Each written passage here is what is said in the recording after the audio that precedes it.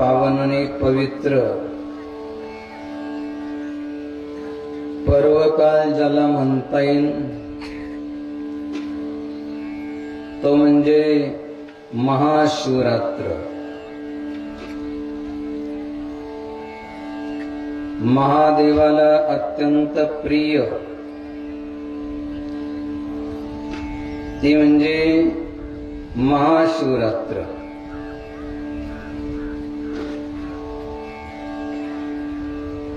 धर्मात्मा पुण्यात्मा शिवाचं भजन करणारे असो किंवा भगवान विष्णूची भक्ती करणारे असो,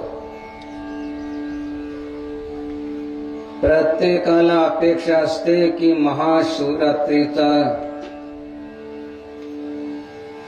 पर्वकाल आल्यानंतर जास्तीत जास्त पुण्यकर्म, दान धर्म, भजन भक्ती आपल्या पण झाली पाहिजे। आणि याच उद्देशानं आपल्या गावातील भागातील धर्मात्मांनी पुण्यात्मांनी धर्मात्मांच्या पुण्यात्मांच्या सहयोगानं भगवंताच्या कृपाशीर्वादानं महाशिवरात्रीच्या निमित्तानं या ठिकाणी जपाचं, तपाचं, अनुष्ठानाचं, दानाचं, पुण्याचं, प्रवचनाचं आयोजन करण्यात आलेलं आहे।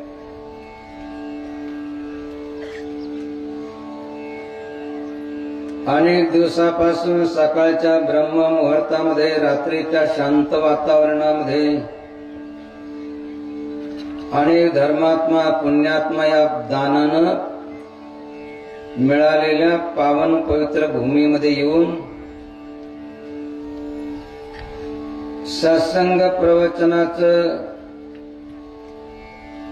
दानाचं, पुण्याचं जे आयोजन केलेलं आहे त्याचा लाभ घेत आहेत। छोटे छोटे बालक असेन, तरुण असेन, वृद्ध असेन,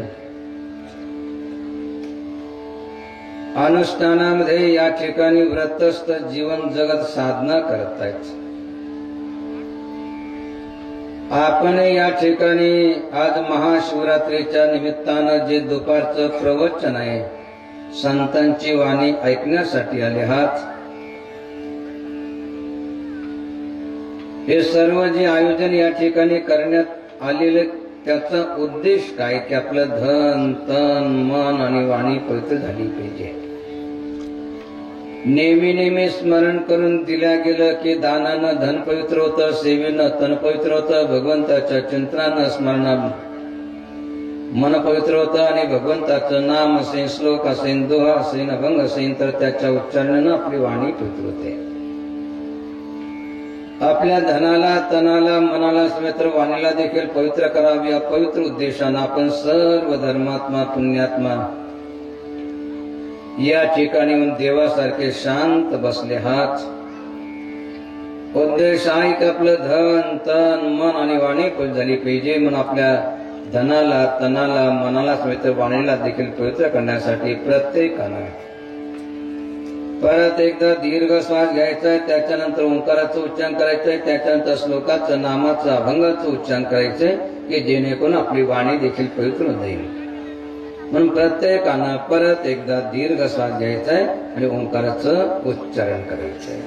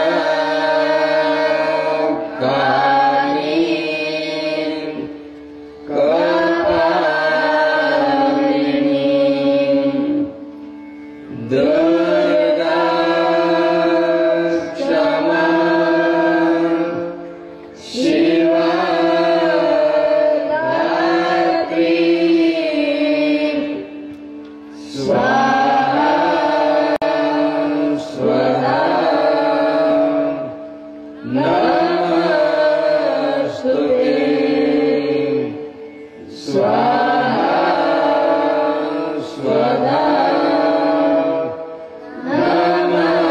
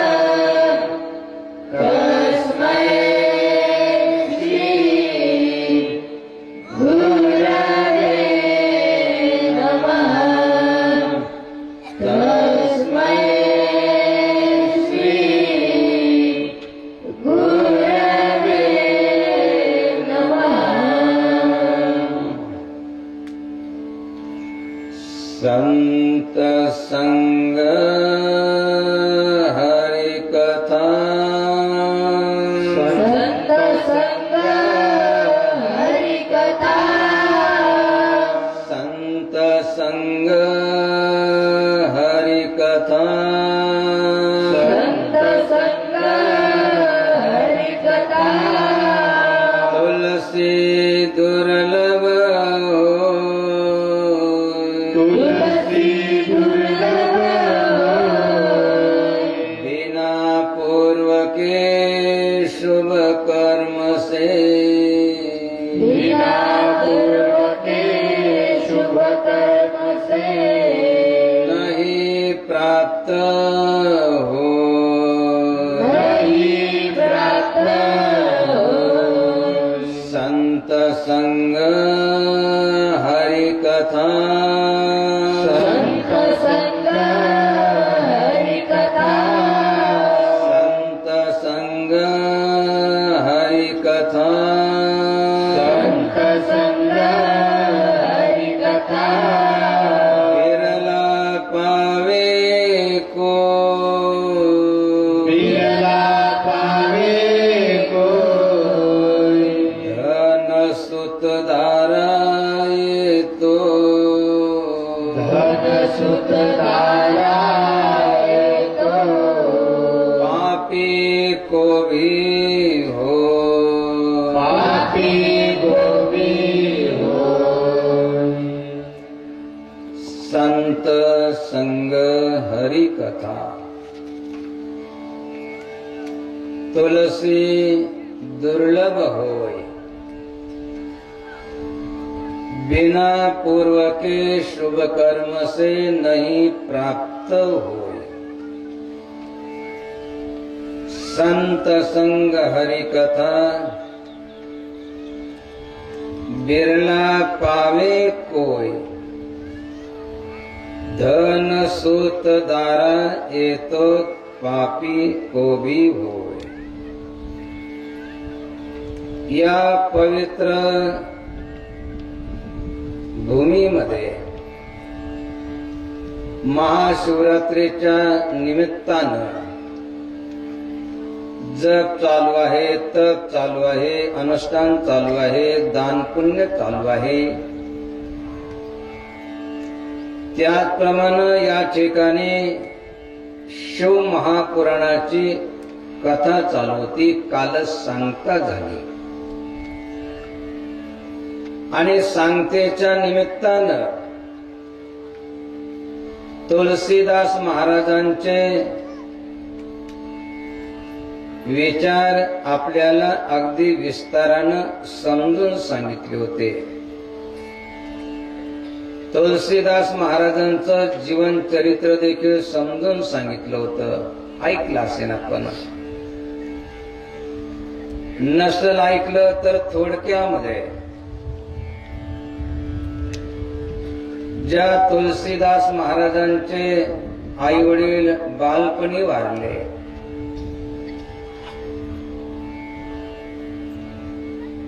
सांभाळणार कोणी राहिलं नाही. इतर बालक जसं स्वतःला अनाथ मानतात, रडतात की मला सांभाळणार कोणी नाही, तसे ते रडले नाही, स्वतःला अनाथ मानलं नाही. विश्वास, जन्म देणारे आई वडील आपल्याला एक दिवस सोडून जाणारच आहे, परंतु जगाचे माता पिता कधी सोडून जात नाही. ते माझं सांभाळ करतील असा विश्वास असल्यामुळं माता पार्वती जगत जननी ब्राह्मणीच्या रूपानं यायची आणि त्यांना जीव घालायची असा त्या बालकाचा अधिकार. त्यांनी लिहिलेल्या रामचरित मानसवर ते काहींनी आक्षेप घेतला.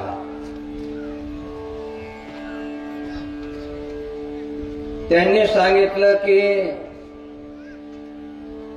देवांचे देव महादेव आदिनाथ गुरु सकळ सिद्धांचा, त्यांच्या प्रेरणेनं मी हा ग्रंथ लिहिलेला आहे. म्हटले कशाहून? म्हणजे ठीक आहे, तुम्हाला जी परीक्षा घ्यायची ती घ्या. भगवान शिवाच्या मंदिरामध्ये खाली रामचरित मानस ग्रंथ ठेवला, वरती अनेक ग्रंथ ठेवले, दरवाजाला कुलूप लावून बंद केलं.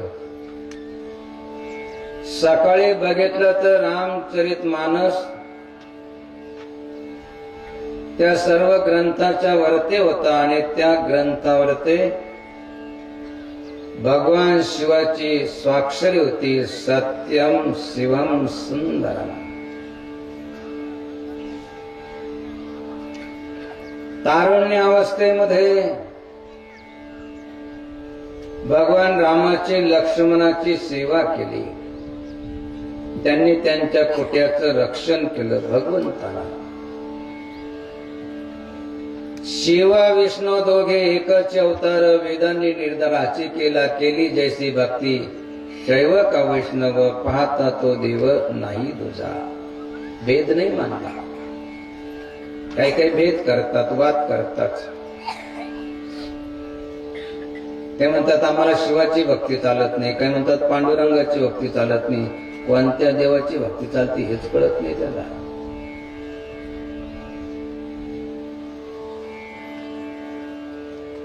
ते बघा दोन्ही देव, भजन करी महादेव, राम पूजी सदा शिव. दोन्ही देव एके पायी, तया भेद तुझे नाही. एकमेकाचा सन्मान, एकमेकाचा आदर, एकमेकाचं पूजन करतात.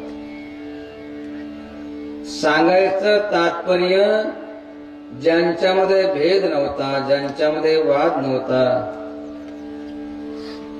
त्या महान तुलसीदास महाराजांनी सांगितलं,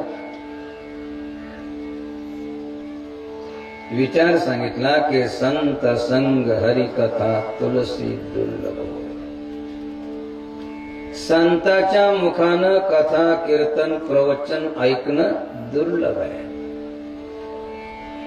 भगवान श्रीकृष्ण देखील म्हणतात की संत मुखीची कथा आदरे ऐके श्रोता, तय तयाचे भाग्य तत्वता मजई सर्वथा न वर्णवे.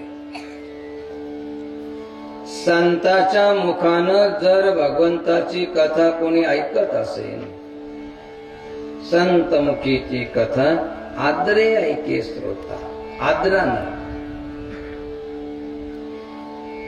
कथा कीर्तन प्रवचन कसं ऐकायचं लक्षात घ्या.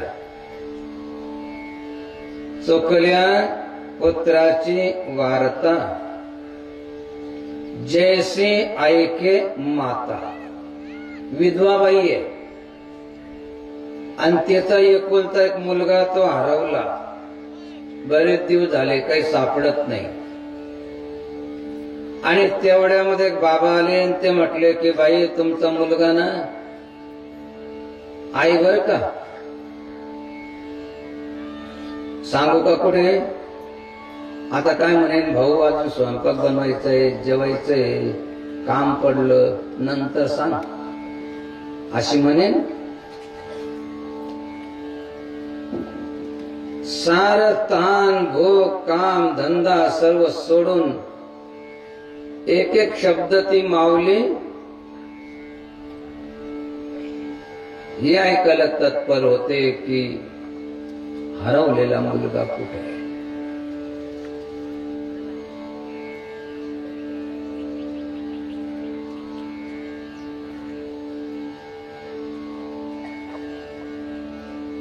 मुलं तर अनेक असू शकतात, परंतु जगत पिता आणि जगत माता त्या भगवान शिवाची आणि आपली कित्येक युगापासून ताटातूड झाली आहे. बिघडले देव आणि भक्त जीव शिवपणे द्वैत. तया देव भक्ता एकांत करी शो सद्देव. त्या देवाला आणि भक्ताला एकत्र करण्यासाठी ही कथा असते, कीर्तन असतं, प्रवचन असतं. म्हणून असं जे श्रवण करता संत संग हरिकथा तुलसी दुर्लभ होय. बिना पूर्व के शुभ कर्म से नहीं प्राप्त होय. पूर्वजन्माचं प्रारब्ध असल्याशिवाय कथा ऐकण्यासाठी काही पैसे थोडेच लागतात. तमाशाला जायचं असलं तर तिथं तिकीट काढावं लागतं. थिएटर मध्ये जायचं असलं पिक्चर पाहण्यासाठी तर पहिले तिकीट काढावं लागतं, पैसे द्यावे लागतात. हे तर कोणाकडे तिकीट आहे, कोणी पैसे मागितले.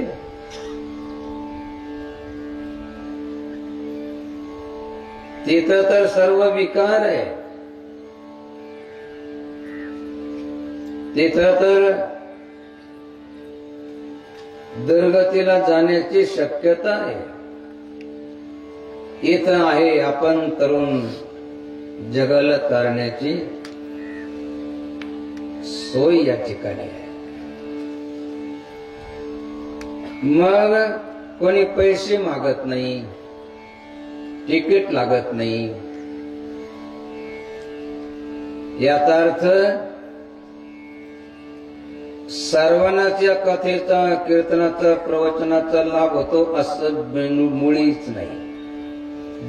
बिना पूर्व के शुभ कर्म से नहीं प्राप्त होई. काय दोन गोष्टी, संत संग आणि हरी कथा तुलसी दुर्लभ होय. बिना पूर्व के शुभ कर्म से नहीं प्राप्त होय.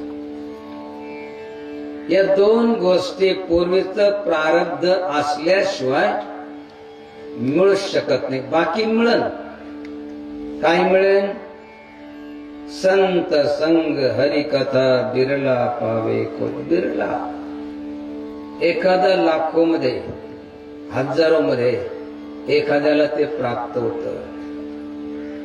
बाकी सर्व मिळेल. धन सूत दाना येतो पापी को भी हो. धन असेल, मुलं असेल,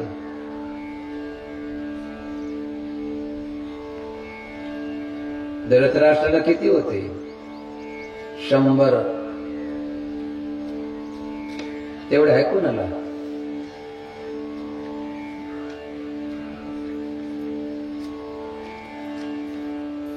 धन सूत दारा पत्नी किती असेल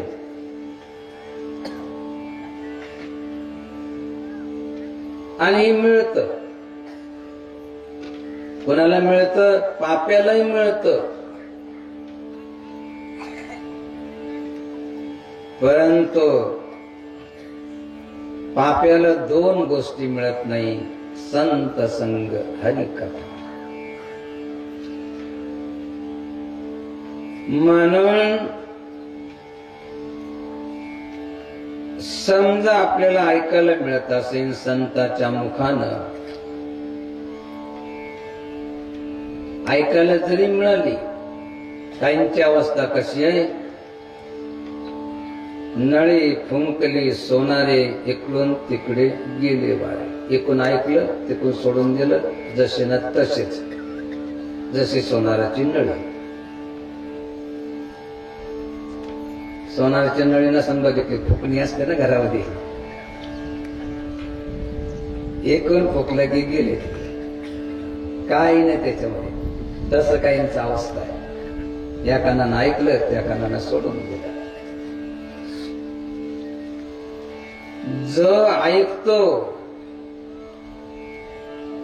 त्याचा विचार करतो, मनन करतो, चिंतन करतो आणि तसं वागण्याचा निदध्यास घेतो. कोण? ज्याचं काही पूर्वजन्मीचं प्रारब्ध असेल, संचित असेल, त्याच्यावरती ईश्वराची कृपा असेल. म्हणून पूर्वजन्मीचं भले प्रारब्ध नसेल, चांगलं संचित नसेल, पण ईश्वराची कृपा जर झाली ना, जसं जीवनामध्ये जे मिळतं, पुरुषार्थ पूरब कर्म परमेश्वर प्रधान, तुळसी तैरत सरसही सबई का जन्म. काही मिळतं प्रारब्धानं, काही मिळतं पुरुषार्थानं. आता तेवढा पुरुषार्थही नाही, तेवढं आपलं नशीबही नाही, भाग्य नाही तेवढं. आणि जर का ईश्वराची कृपा झाली तर सर्व मिळू शकतं. त्याला या जगामध्ये काही अशक्य राहत नाही. म्हणून संतांची संगती मिळाली पाहिजे, त्यांची वाणी ऐकून तिचं आपल्या जीवनामध्ये पालन करून जीवनाचं सार्थक झालं पाहिजे. असं वाटत असेल तर त्याच्यासाठी ईश्वराची कृपा झाली पाहिजे. आणि ईश्वराची कृपा संपादन करायची असेल तर त्याच्यासाठी ईश्वराचं भजन चिंतन केलं पाहिजे. म्हणून या ठिकाणी आले आहात तर काय करा? थोडस भगवंताचं चिंतन करा, स्मरण करा, भजन करा. नमः शिवाय, ओम नमः शिवाय.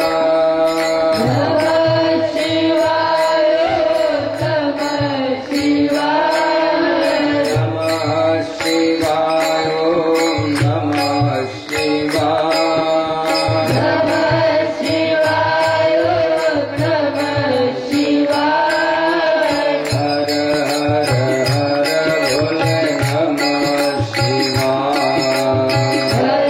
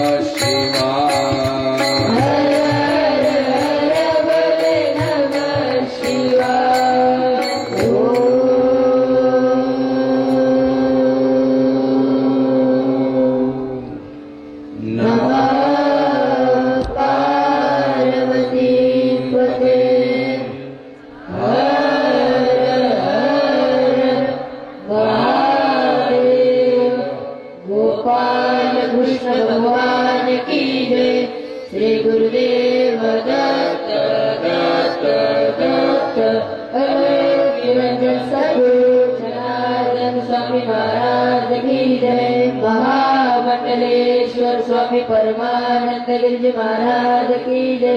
कुंडलिकावर देव विठ्ठल श्री ज्ञानदेव तुकाराम। पंढरीनाथ भगवान की जय। पवन पुत्र हनुमान की जय। रामचंद्र भगवान की जय। भाग्यश्री माता की जय।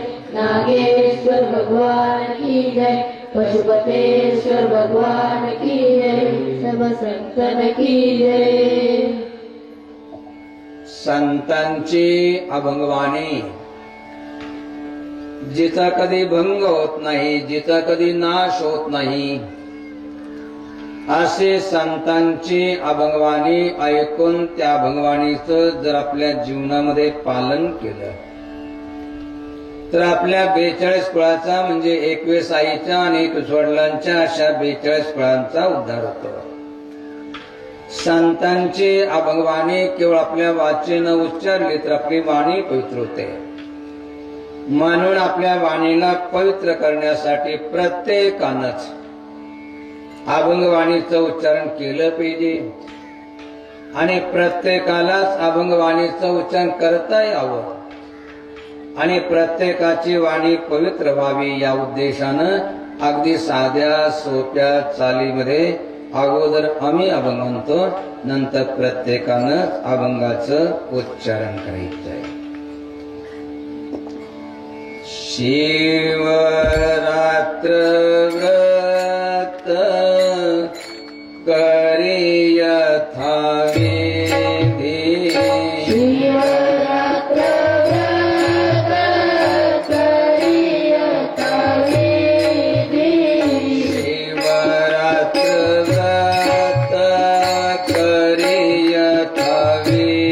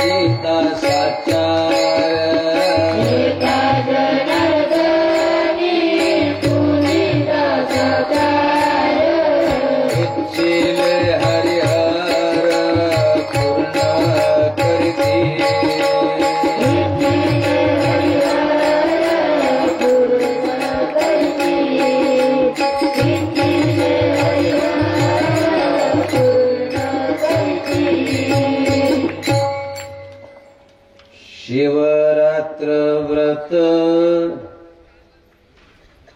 करे यथाविधी भावे पूजी आदि शिवलिंग चुकेल चुकेल जन्माचे बंधन पुनरागमन नये तिने एक बिल्बदळ चंदन अक्षता पूजन तत्वता सोपे बहु एका जनार्दनी पूजिता साचार इच्छिले हरिहर पूर्ण करीती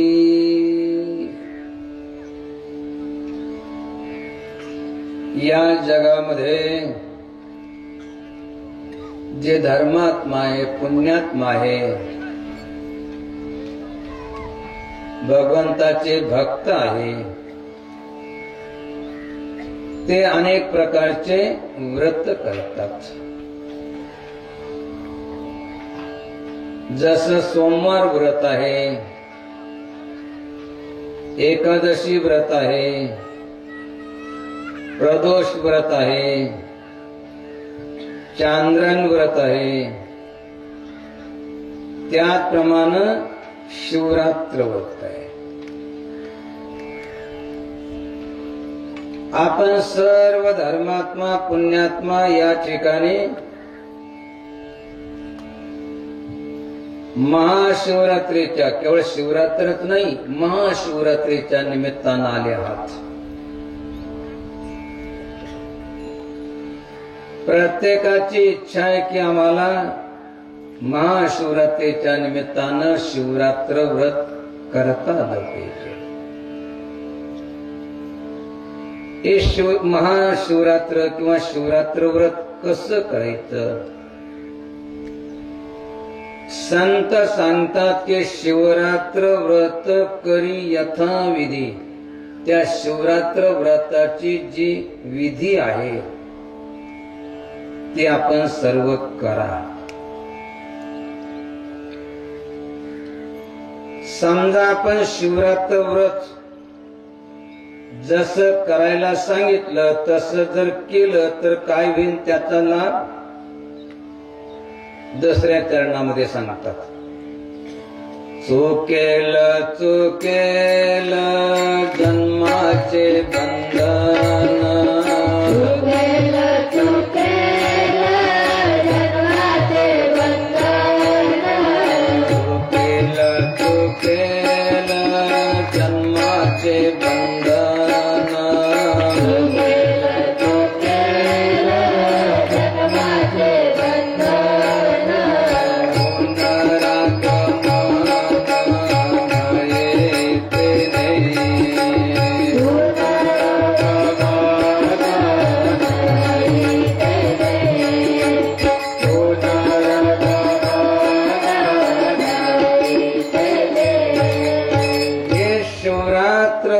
जसं करायला सांगितलं तसं जर आपण केलं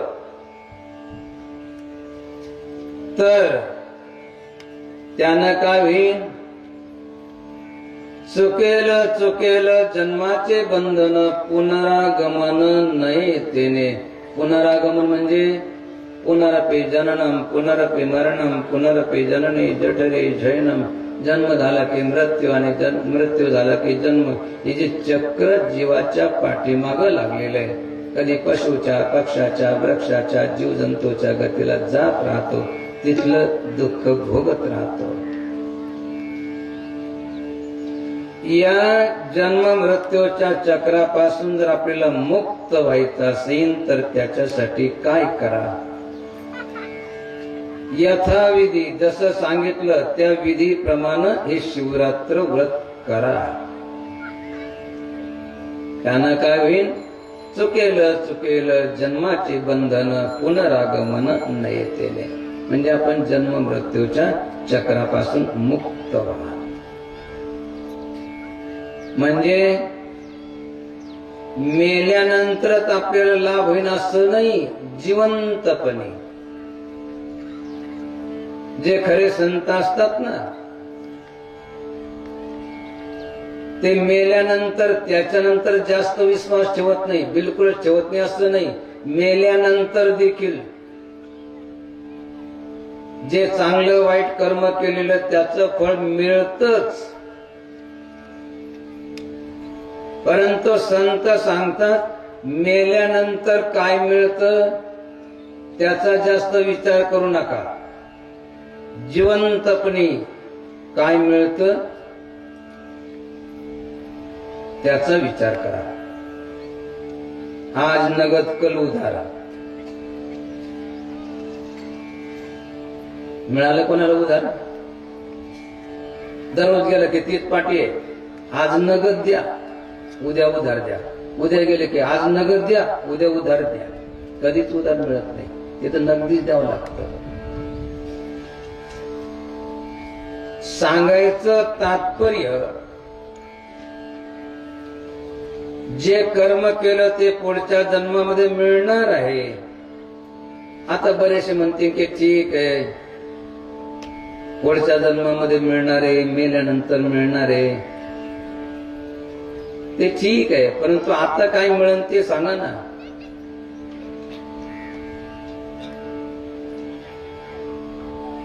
कारण आता काय मिळतं त्याला जास्त महत्व आहे. जसं आपल्याला सांगितलं, आपल्याला जेवण मिळणार नाही, पाणी मिळणार नाही, चांगले कपडे मिळणार नाही. हा मेले का मग चांगला बुंदीचा दिवस घालो तुम्हाला. बुंदीचा लागलं बासुंदी बनव. कोण कोण तयार आहे वरात करा बरं.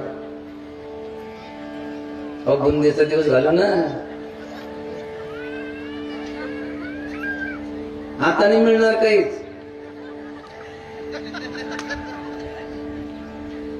आता खायला नाही मिळणार, कपडे नाही मिळणार, लुगडं नाही मिळणार, साडी नाही मिळणार, चोळी नाही मिळणार. हा मेल्यानंतर बुंदीचा दिवस.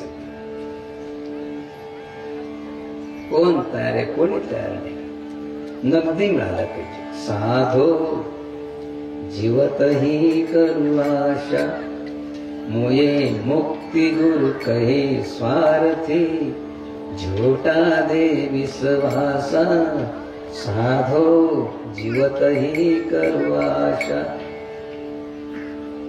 जिवंतपणे मिळाला पाहिजे. आता जर यथाविधी शिवाचं पूजन केलं, चुकेल जन्माचे बंधन, पुनरागमन नाही तेने. ठीक आहे, मुक्तवान पण आपण म्हणा. जोपर्यंत जिवंत तोपर्यंत काय मिळतं हे सांगा ना.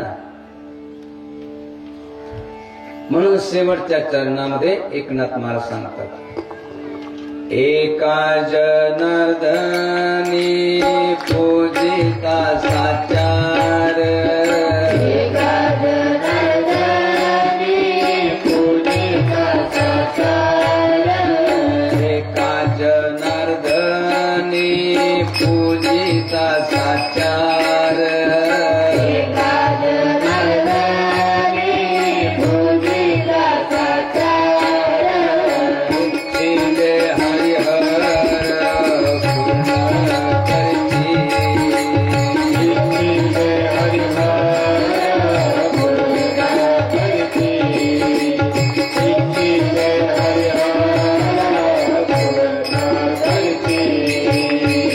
जर का यथाविधी जसं सांगितलं त्याप्रमाणे आपण शिवरात्र व्रत केलं, चुकेल जन्माचे बंधन, पुनरागमन नाही. मेल्यानंतर परत या जन्म मृत्यूच्या चक्रामध्ये आपल्याला भ्रमण करावं लागणार नाही. आपण म्हणा जिवंतपणे काय मिळेल?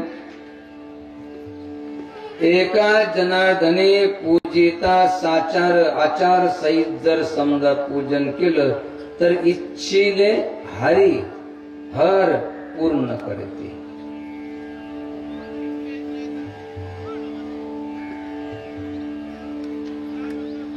जर आपण हे शिवरात्र व्रत केलं, यथाविधी पूजन केलं, तर जे इच्छिले, जी आपली इच्छा आहे, इच्छिले हरी हर पूर्ण करते. पूजन केलं शिवाचं आणि इच्छा पूर्ण कोण करेल? सर्वात पहिलं हरी करतील. बघा कसं. दोन जर पार्ट्या असल्या ना, एका पार्टीचं काम करून दुसऱ्या पार्टीकडे आपलं काम मागायला जाते, तर बघा काय होत. पण इथं पूजन करायचं, व्रत करायचं,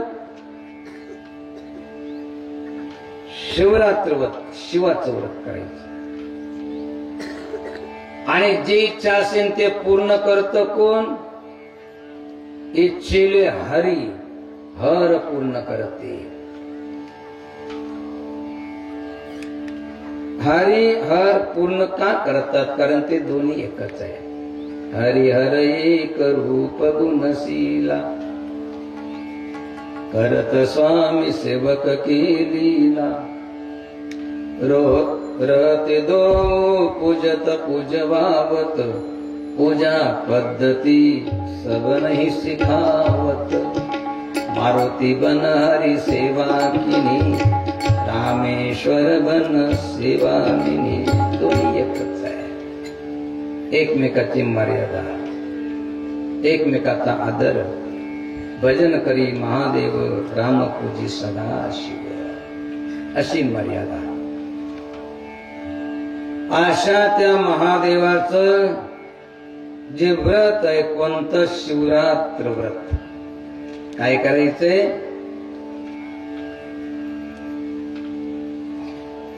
शिवरात्रीच्या निमित्तानं हे सर्व कार्यक्रम चालू आहे. आपण काय करा? या जगामध्ये सुख आणि परलोकामध्ये सद्गती प्राप्त करून घ्यायची असेल, आपल्या सर्व इच्छा पूर्ण व्हाव्या असं वाटत असेल, तर त्याच्यासाठी हे शिवरात्र व्रत करा. शिवरात्र व्रत कसं करायचं?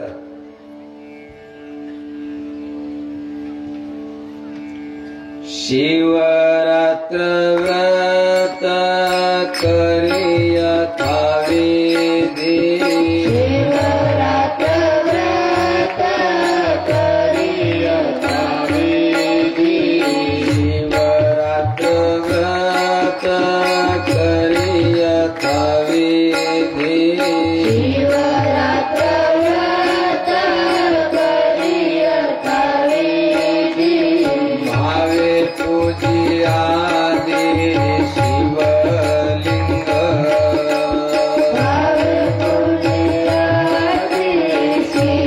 शिवलिंग, भावे पूजी आदि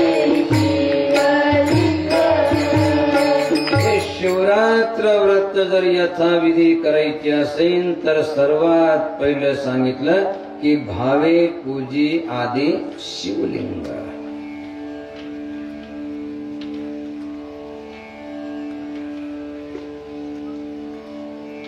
हे शिवलिंग म्हणजे नेमकं काय? हे सर्वात पहिलं समजून घ्या.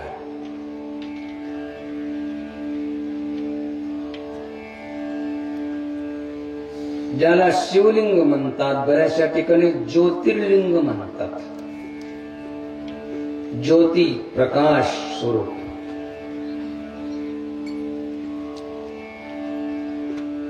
आणि त्या शिवलिंगाला जर समजून घ्यायचं असेल, तर त्याच्यासाठी ही शिवरात्रीची कथा ऐका.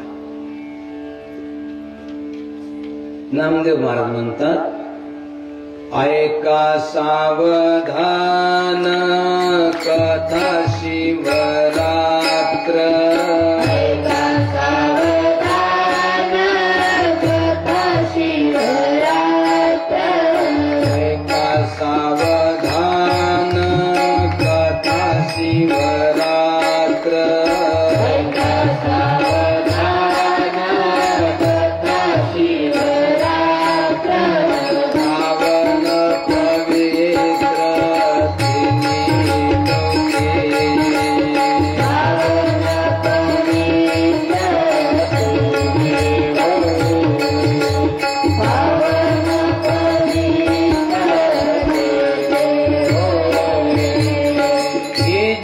शिवरात्र कथा आहे.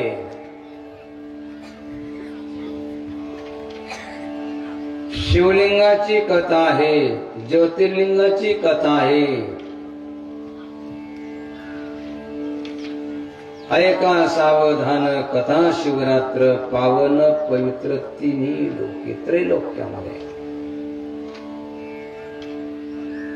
जर श्रद्धा भावना ठेवून ही कथा आपण ऐकली, त्याप्रमाणे आचरण केलं तर त्याचा फायदा दुसऱ्या चरणामध्ये नामदेव महाराज सांगतात. भाव धरणीया आचरती जरे, भाव धरणीया आचरती जरे, भाव धरणीया आचरती जरे, भाव धरणीया आचरती जरे, वास शिव पुरी घडे त्यासी, वास शिव पुरी घडे त्यासी, वास शिव पुरी घडे त्यासी. भाव श्रद्धा विश्वास ठेवून ही शिवरात्रीची कथा, शिवलिंगाची कथा,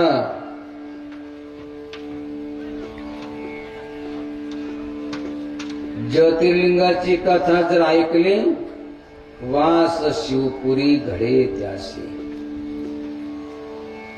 शिवपुराणामध्ये कैलास आवडते त्याला निवास घडेल.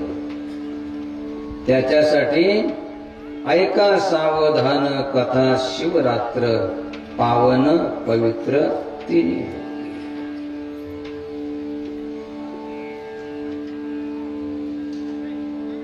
ज्यावेळेस पृथ्वी नव्हती त्यावेळेस सर्व जलमय होत.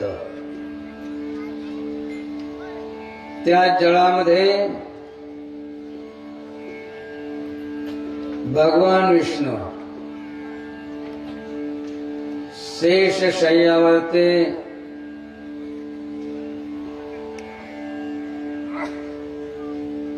योग निद्रेमध्ये झोपलेले होते. त्यांच्या नाभीमधून एक कमळ निर्माण झालं आणि ते पाण्याच्या वरती आलं. त्या कमळामधून ब्रह्मदेवाची उत्पत्ती झाली.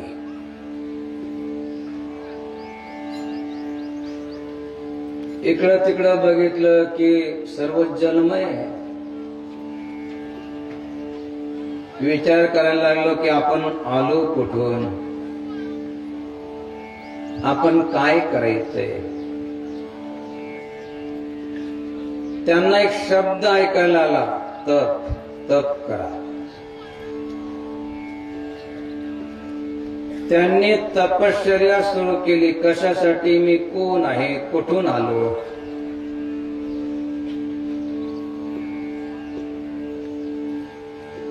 तेवढ्यामध्ये तिथं विष्णू भगवान प्रगट झाले.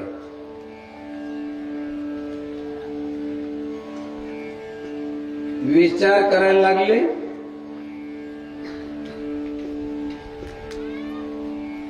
आणि त्या दोघांमध्ये थोडासा वाद म्हणजे भांडण नाही, चर्चा सुरू झाली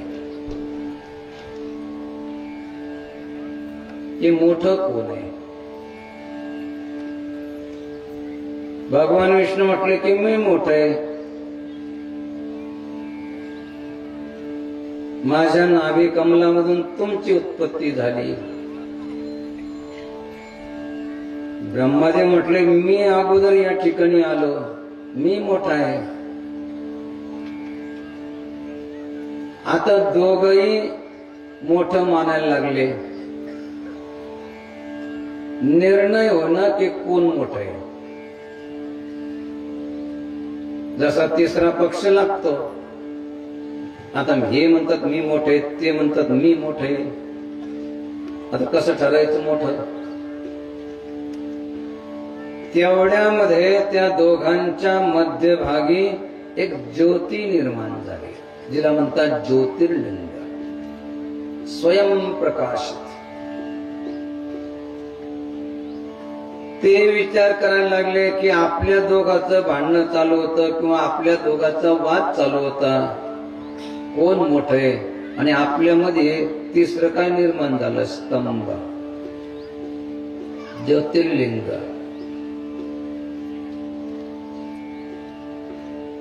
त्यांना कळेना की हे काय निर्माण झालं, हे निर्माण कुठून झालं आणि याचा अंत कुठे?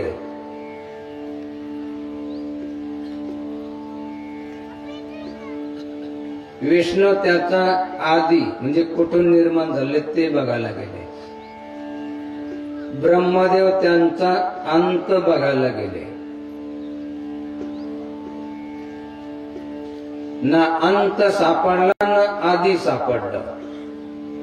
असं ते ज्योतिर्लिंग स्वयंभू जे निर्माण झालं, ज्याला आपण आज पिंड मानतो, अशा प्रकारे ते निर्माण झालं. त्यांचा वाद मिटेना म्हणून त्यांनी त्या ज्योती स्वरूपाला, त्या शिवलिंगाला, लिंग याचा अर्थ अजून एक होतो खून. जसं फॉर्मवर ते लिहिलं असतं लिंग काय, स्त्रीलिंग, पुलिंग, स्त्री आहे की पुरुष आहे, त्याची ओळख लिंगामुळे होते. तसं ते शिवलिंग म्हणजे शिवाची ओळख. शिव तर तसे निर्गुण आहे, निराकार आहे, त्यांना कसल्या प्रकारचा आकार नाही, सर्व ठिकाणी व्याप्त आहे. यत्र यत्र स्तुदेवा सर्वव्यापी महेश्वरा. आधी सापडलं नाही, अंत सापडला नाही. मग त्या ज्योतीमधून भगवान शिव प्रगट झाले. ते हे ज्योतिर्लिंग. ज्या दिवशी भगवान शिव त्या ज्योतिर्लिंगाच्या रूपानं प्रगट झाले, जन्मदिवस नाही, भगवान शिवाचा न जन्म आहे न मृत्यू आहे. ज्याचा जन्म होतो त्याचा मृत्यू होतो, भगवान शिवाचा जन्म झाला नाही.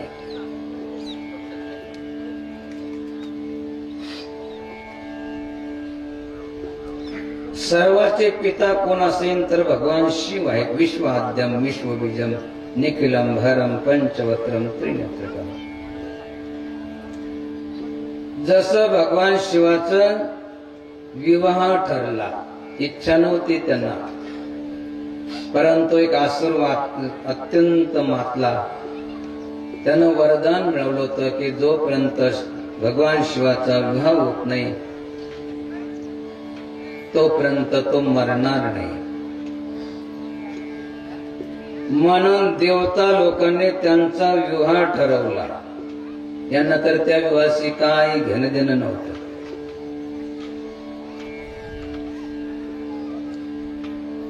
लग्न ठरलं आणि मग मंगलाष्टकाच्या पूर्वी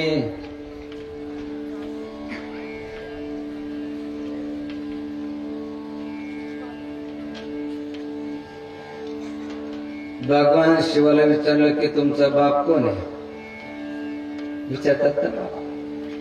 तर तुम्ही सांगायला लग्नाच्या वेळेस आमचं झालं असतं, आम्ही सांगितलं असतं.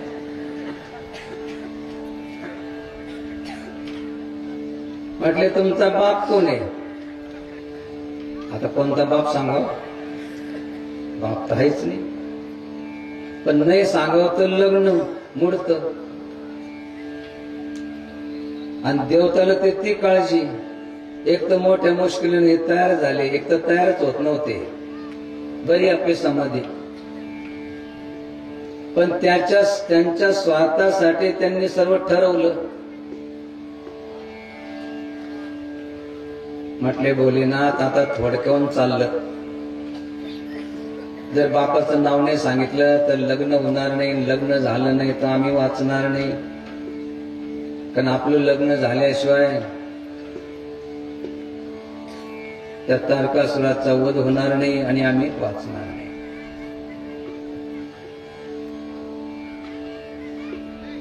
आणि ते टाळून बसले. तुमच्या बापाचं नाव सांगा.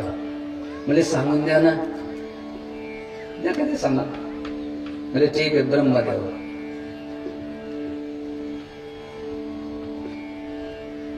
म्हटले ब्रह्मदेवाच्या बापाचं नाव आलं का परत? आता एक सोडायला जात दुसरं करत.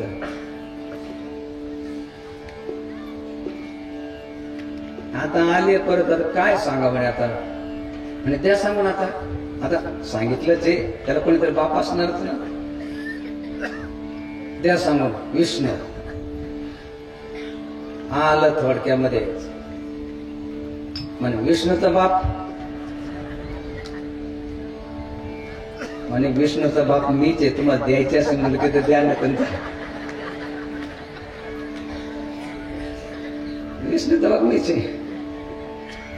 सांगायचं तात्पर्य के विश्वाद्यम विश्वबीजम निखिलम धारम पंचवत्रम अजन्मा.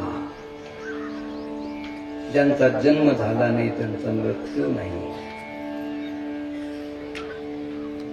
सांगायचं तात्पर्य महाशिवरात्र म्हणजे काही भगवान शिवाचा जन्मदिवस नाही. जसे रामनवमी,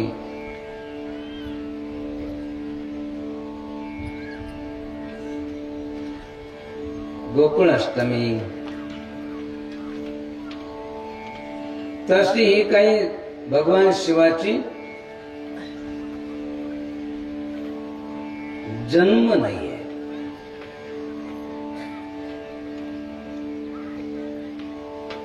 ज्या दिवशी या पृथ्वी तलावर ते भगवान शिव ज्योती स्वरूपानं ज्योतिर्लिंगानं प्रगट झाले,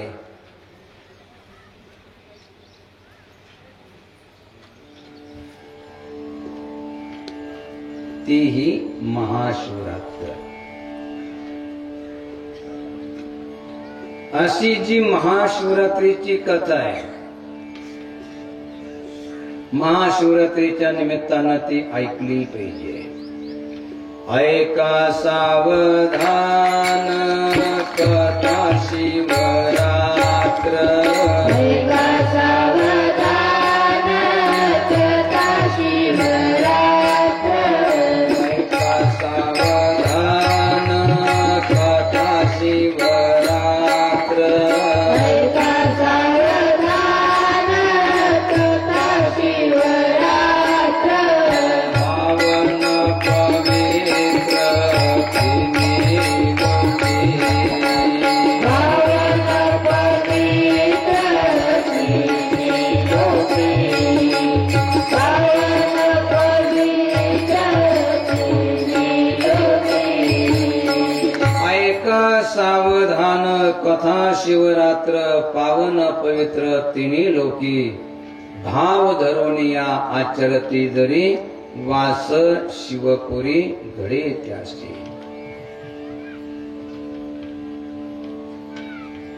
शिवरात्र व्रत करी यथाविधी.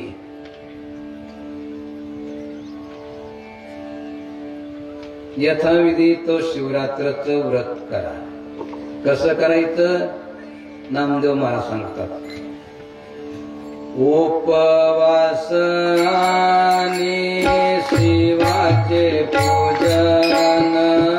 उपवास आणि शिवाचे पूजन.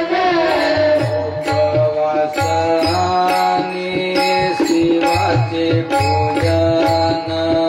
उपवास आणि शिवाचे पूजन.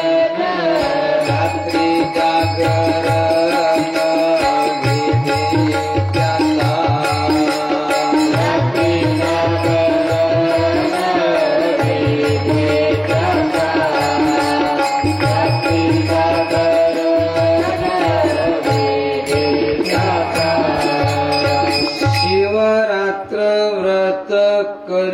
यथाविधी, जशी त्याची विधी आहे त्याप्रमाणे हे शिवरात्रव्रत करा. कशी विधी आहे? उपवास आणि शिवाचे पूजन, रात्री जागरण विधी त्याचा. उपवास करा. उपवासाचा एक अर्थ आहे, उप म्हणजे जवळ आणि वास म्हणजे निवास. उपवास करायचा,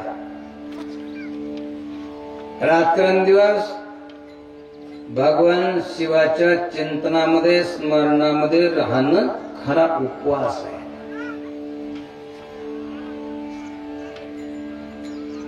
त्या दिवशी शक्यतो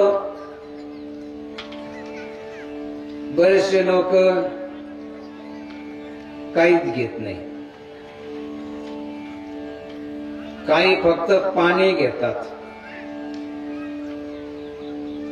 नाही जमलं त्यांना तर काही फळं घेतात, फळहार करतात.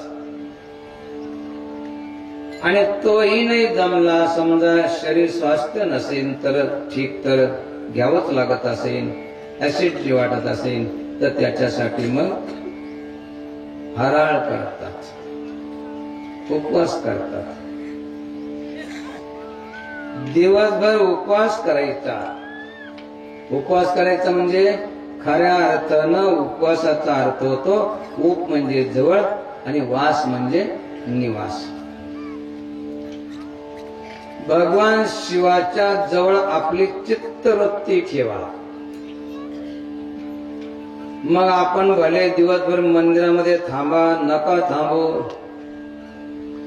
पण आपली चित्तवृत्ती रात्रंदिवस भगवान शिवाच्या नामाकडे असली पाहिजे, भगवान शिवाच्या भक्तीकडे असली पाहिजे.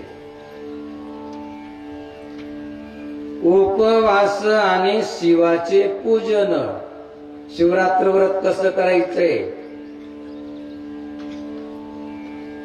जेणेकरून चुकेल जन्माचे बंधन पुनरागमन न येतेने, एका जनार्दनी पूजिता साचार, इच्छेले हरी हर पूर्ण करते.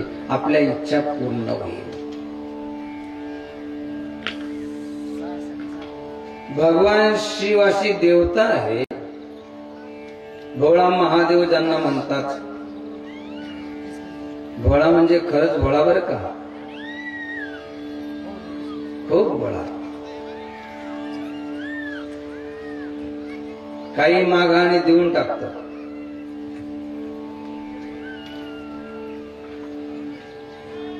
एकदा रावणानं मागितलं की हे महादेवा, तुमची पत्नी लय चांगली आहे, देऊन टाका मला. म्हणजे घेऊन देऊन टाकले. आपण नका देऊ बरं का, तेवढे भोळे नका होऊ. हा भोळ व्हा. काही माता लयच भोळ्या असतात, स्त्रिया लयच भोळ्या असतात. ते म्हणतात ना, बाई मी घोडी, बाई मी घोडी, मी खाते पुरणपोळी, नवऱ्याला देते शेळी पोळी. किती भोळ्या असं नवऱ्याला शेळी पोळी देते आणि आपण पुरणाची पोळी खाते. किती भोळे.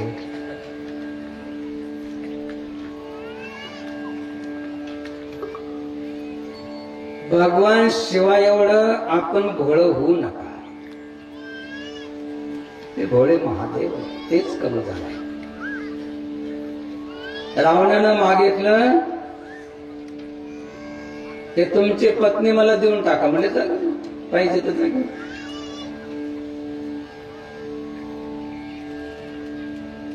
घेतली ना रावणानं पत्नी भगवान शिवाची, चालला घेऊन. सर्व देवतांमध्ये अहंकार झाला की जर का जगतजननी माता पार्वती जर तिथं गेली तर मग कसं होईल. एक तर तो असुर वृत्तीचा, परंतु काय म्हणतात ना, भोळ्याच्या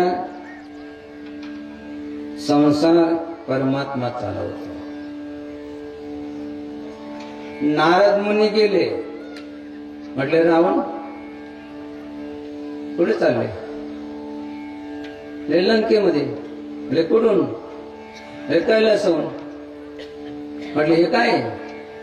म्हणले भगवान शिवाची पत्नी काय? अरे म्हटलं बायको कोणी देत असतं का?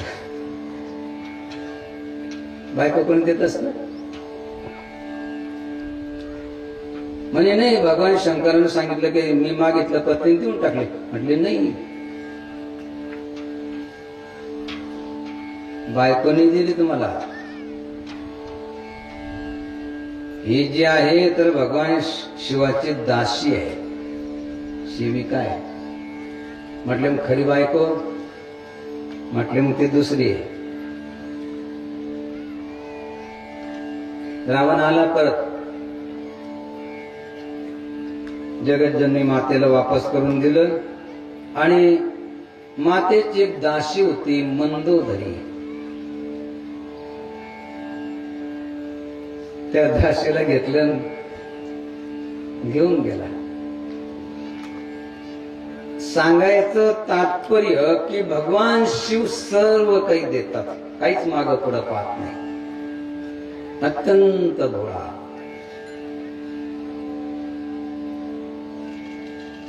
कधी कधी जास्त भोळं झालं तर त्याची त्रास होतो, तरी सहन करतात.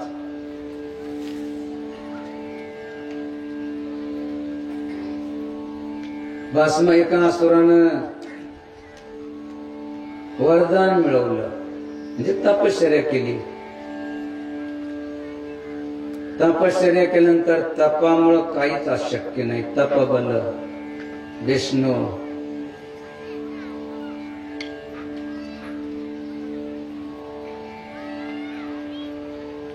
शिव ब्रह्मदेव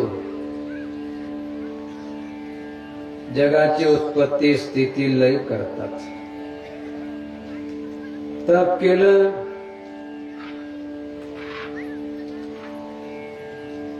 आणि म्हटले की असा वरदान द्या की ज्याच्या डोक्यावर ते हात ठेवील ते भस्म झाला पाहिजे. भगवान शिवाची ही कथा आपल्याला उपदेश देते की जो ज्याला आपण देतो तो कसा आहे ही बघा. अपात्राला जास्त पात्रता देऊ नका. त्याला भस्म होण्याचं वरदान दिलं, त्याचं नाव पडलं भस्मासूर. ज्याच्या डोक्यावर हात ठेवेन, ज्या वस्तूवर हात ठेवेन ते भस्म होऊन जाईल, राख होऊन जाईल. त्यानं विचार केला की भगवान शिवाची पत्नी अत्यंत सुंदर आहे, आपण काय करू, भगवान शिवाच्या डोक्यावरती हात ठेवू, ते भस्म होऊन जातील, त्यांची पत्नी आपल्याला मिळून जाईल. म्हणून लागलं भगवान शिवाच्या पाठीमागे. भगवान शिव पुढं. त्यांच्यामध्ये सर्व सामर्थ्य होतं, परंतु ही शिव लीला आहे, कृष्ण लीला आहे, राम लीला आहे. जसं नाटक पहिल्यानं करायचे,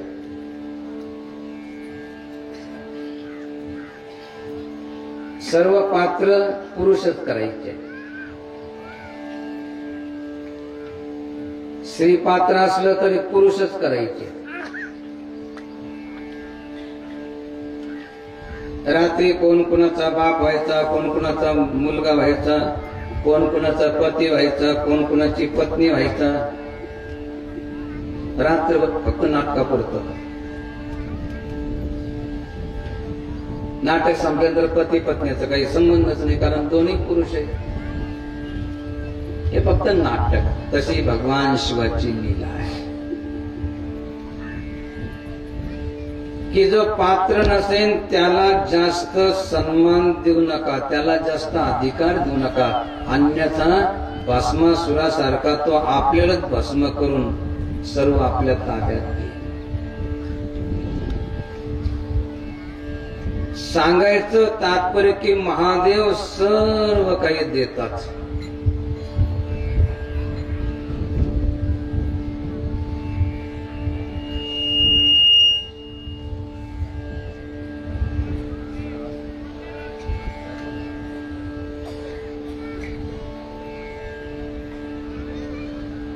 भगवान शिव सांगतात की एवढे भोळवू नका, अन्यथा झाले तर कोणी ना कोणी रक्षण करता आपला पाहिजे.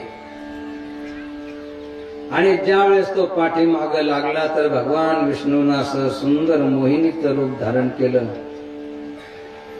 भगवान विष्णू जसे हावभाव करायला लागले तसा तो असुर हावभाव करायला लागला.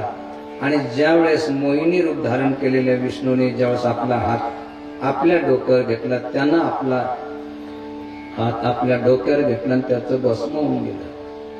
कारण ज्याच्या डोक्यावर गेला भस्म झाला. सांगायचं तात्पर्य आपल्याला हे आहे की भगवान शिवाचं पूजन करा. कसं करा? उपवास आणि शिवाचे पूजन. उपवास आणि शिवाचे पूजन. उपवास आणि शिवाचे पूजन. उपवास आणि शिवाचे पूजन. रात्री जागरण विधी त्याचा. रात्री जागरण विधी त्याचा. रात्री जागरण विधी त्याचा. उपवास करा, शिवाचं पूजन करा.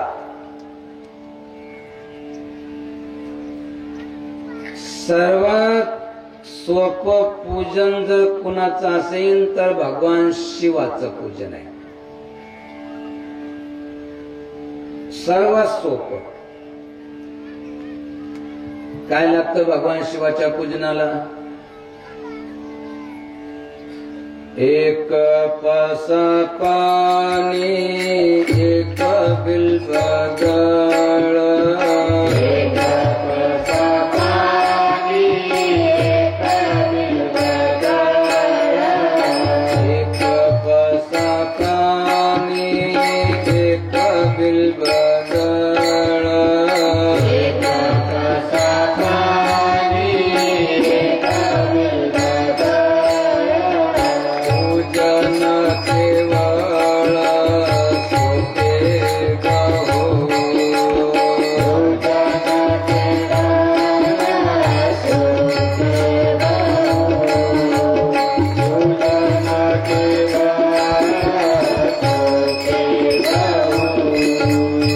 नामदेव महाराज म्हणतात की शिवाच्या पूजनाला जास्त काही लागत नाही. एक लोटाभर पाणी, एक पसा पाणी, एक बिल्वदळ, एक बेलाचं पान, एक बिल्व शिवार्पणम कोटी कन्या महादानम, एक बिल्व शिवार्पणम. किती सांगितलं? एक बिल्वदळ. काही काही तर एवढं तोडून आणतात.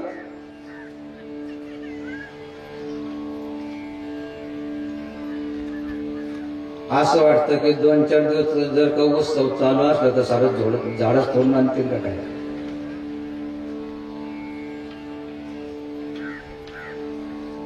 एक बिल्वदळ जर कोटी कन्या महादानम, एक बिल्व शिवार्पणम. कोट्यावधी कन्यादान केल्यानंतर जेवढं पुण्य होतं तेवढं एक बेलाचं पान वाहिल्यानंतर प्राप्त होतं.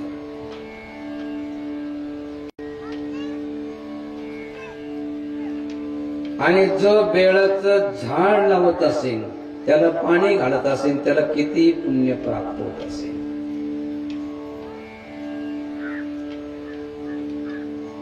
एखादं तरी बेलाचं झाड आपल्या शेतामध्ये लावा.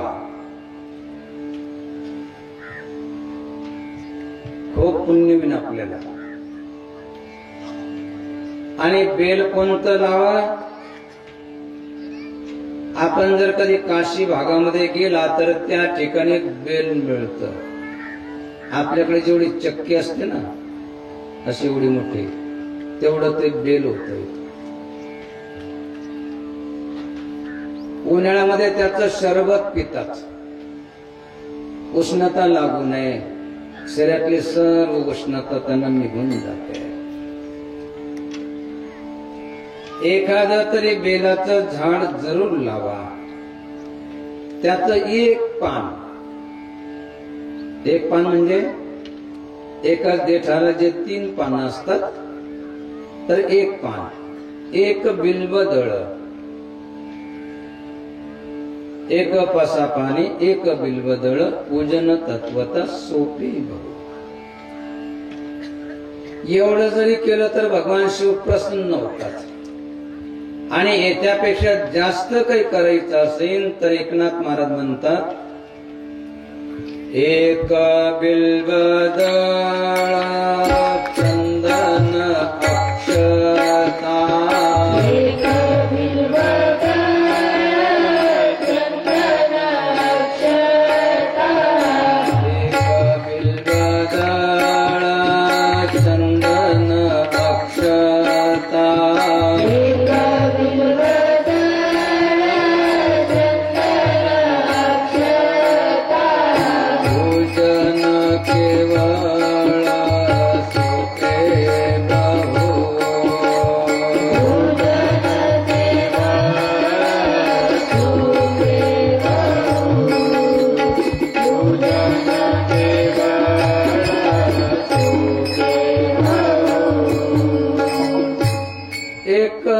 तांब्यात पाणी, एक बिल्वदळ, अजून काही करायचं असेल तर एक बिल्वदळ चंदन अक्षता. अक्षता माहित ना, तांदूळाचे 2-3 दाणे, क्विंटलभर नाही, जास्त नाही टाकायचे. काही काही ते एवढं टाकतात, तिथं व्हायला की ते सडतं आणि तिथं दुर्गंध येतो. 2-3 अक्षता आणि चंदन एकदम शीतल जास्त. जसं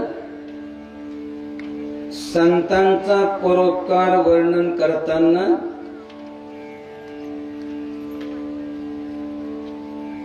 चंदन सर्वांगे झिजोनिया जाय, संतोष वे प्राणी जेने परे, तैसे साधू जन मने काया वाचा, सुख देता नव्हे उदासीन. चंदन जसं सर्व घेसून जात,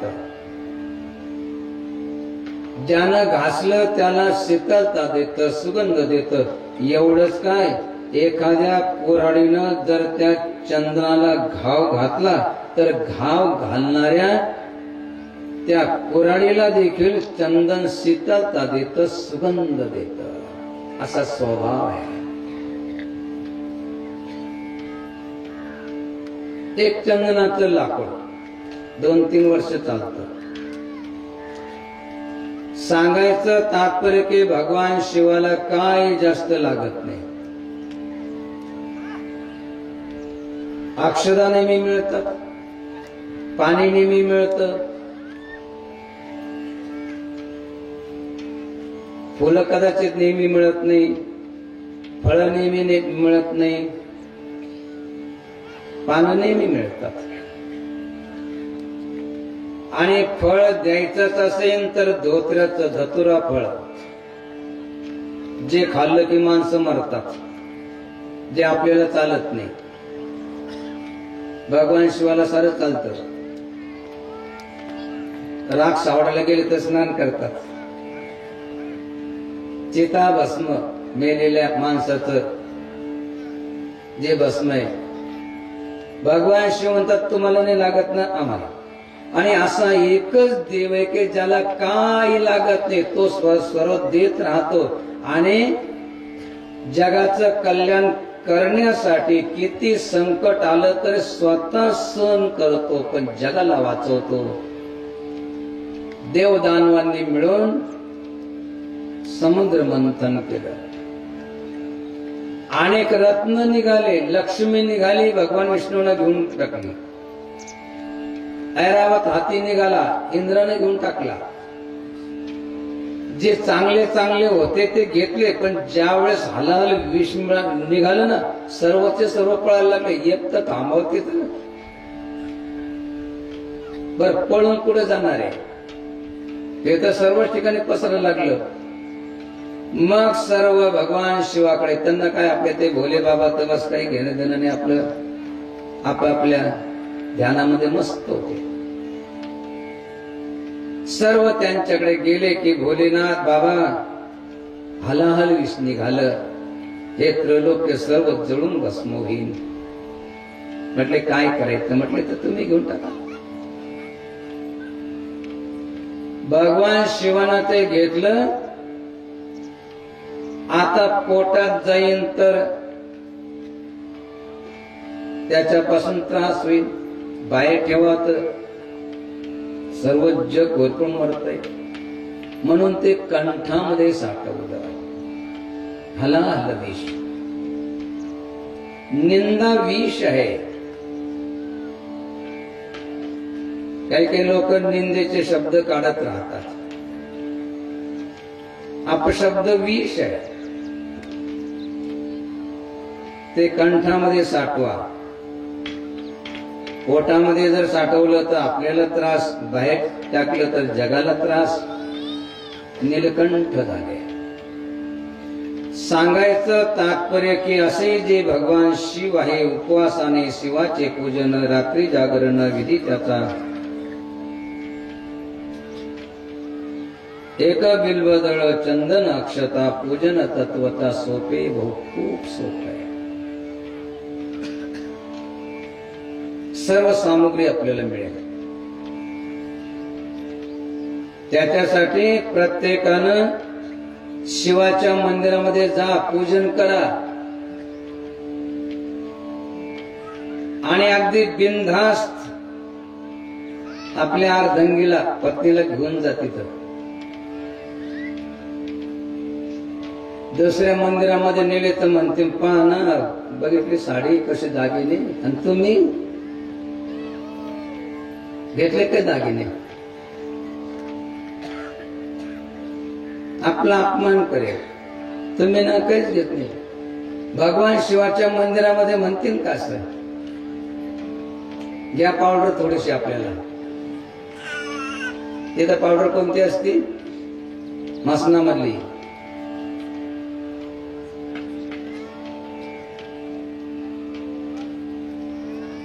किंवा बघा ना कसा मस्त हार आहे भगवान शिवाच्या गळ्यामध्ये, घ्या ना थोडस आपल्याला.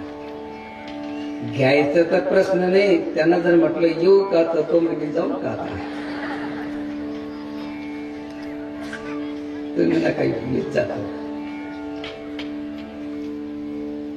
त्याला चोराचं भय नाही, कोणी त्याला मागत नाही. असे भगवान शिव व्याघ्रंबर, दिगंबर आणि नेहमी भगवंताच्या स्वतनुधारणा ध्यान मंगलम. भगवान शिव एकतर समाधीमध्ये राहतात किंवा संतांच्या सानिध्यात जाऊन कथा श्रवण करतात, किंवा कोणी नसलं तर बस सरळ माता पार्वती काही ना काही प्रश्न विचारत राहते. कशासाठी? स्वतःसाठी नाही, जगाच्या कल्याणासाठी. आणि भगवान शिव कथा सांगत राहतात. त्याच्यापासून ती ऐकल्यानंतर जगाची व्यथा निवृत्त होते. त्याच्यासाठी ही भगवान शिवाची कथा ऐका सावधान. कथा शिवरात्र पावन पवित्र तिन्ही लोकी, भाव धरुणी या आचरती जरी, वास शिवपुरी घडे त्यासी. उपवासाने शिवाचे पूजन, रात्री जागरण विधी त्याचा. एक पसा पाणी एक बिल्वदळ, पूजन तत्वता सोपे बहु.